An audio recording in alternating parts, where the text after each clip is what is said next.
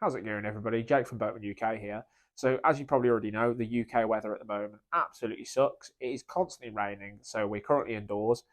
But I have some cool news. We've recently taken delivery of this. This is our new water test system for the boats. So basically, what it does, instead of us having to go outside and physically put the boats in water or put them in a tub of water, we can actually put them in this big thing here. And what we can do is we can close this lid, which is spring loaded, which will apply pressure against the top of the boat and pushes the boat down into the water. And it helps us identify the source of leaks should a boat have a leak. And obviously, the whole point of it is the top and bottom hull obviously has a seal, and it allows you to push it past that seal so the boat is basically submerged past that point, or as far as you want it to be submerged, so you can identify where water's coming in. But I thought today, seeing as it's rainy and I can't really do much else, I thought I'd use it for a different purpose, and I'd dunk a Vulcan in it. Obviously, as most of you already know, the Boatman Vulcan is completely waterproof. I did some videos on this a little while ago, but of course those videos are a little older now, so I thought I'd do a new one. So in a moment, I'm going to turn a Vulcan on with the remote, and I'm going to hold it under the water for a whole minute. I'm not going to speed the video up or anything like that. I'm going to talk through it whilst I do it, just so you can see that none of it's rigged or set up. We're going to fully submerge it, pull it back out, and I'll show you that it's still completely working as it should be. So let's get the boat in the water now. So here we are then. Here's our boat. As you can see, it's currently on. Rear lights are on. I'm actually going to turn the headlights on. There we go. So one thing to do, obviously, I don't recommend to do this at home, of course, under normal circumstances. This is just to elaborate and demonstrate on its waterproof capabilities. The battery covers are on all the way, nice and tight, just here, and the bonnet is definitely fully shut because, of course, you've got a seal in there. But yeah, we're going to hold this under the water now. So let's pop the remote in first. Oh, and let's just show the boat working. As you can see, it works. And let's hold it under the water. The remote's there as well. We're going to hold the whole thing under the water. So, what do we want to talk about for a minute? Let's talk about the Vulcans themselves. So obviously we've had these boats in for since tail end of August now. So we've had them in for a little while. They've been incredibly popular, beyond anything we ever expected. A number of reasons. Obviously, number one, something like this, just the waterproof capabilities. Again, is it essential? Do you need this? No. This test is kind of pointless. It is just literally just for showing off. But tell me another boat that can do this.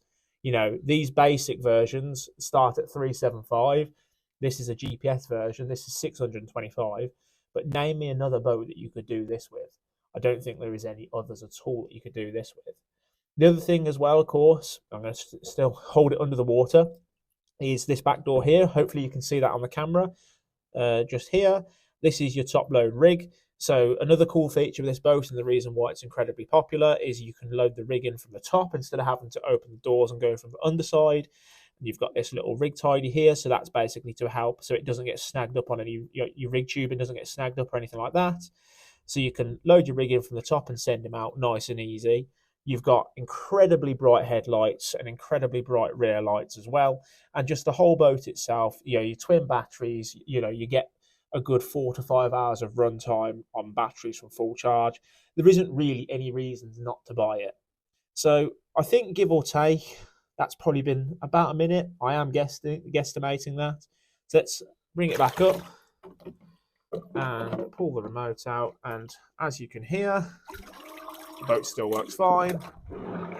It still goes absolutely fine. Everything still works.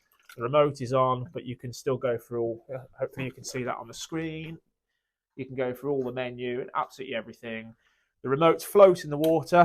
Should you have an accident and drop it in the water, they float to prevent it from sinking and you having to try and reach down to get it. But yeah, to be honest with you, there's nothing to not like. These boats, yes, of course, my opinion is going to be biased, but these boats are genuinely fantastic.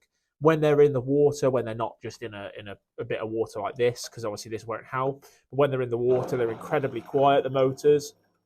Don't know if you can barely hear that. Bear in mind, I'm right next to it. But yeah, absolutely fantastic bit of kit. And let's pull it out of the water now, and we'll show you inside the battery compartment just to show it's completely dry. Okay, so I've just pulled the boat out of the water.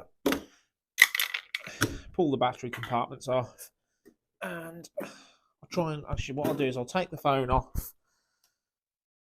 the camera rig, and we'll pull the batteries out.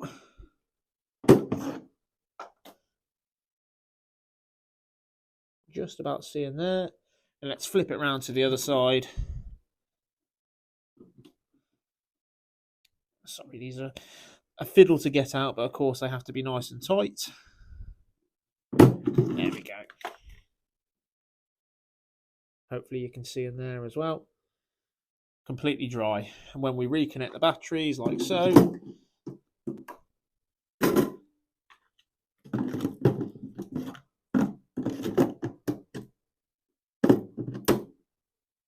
turns on as normal.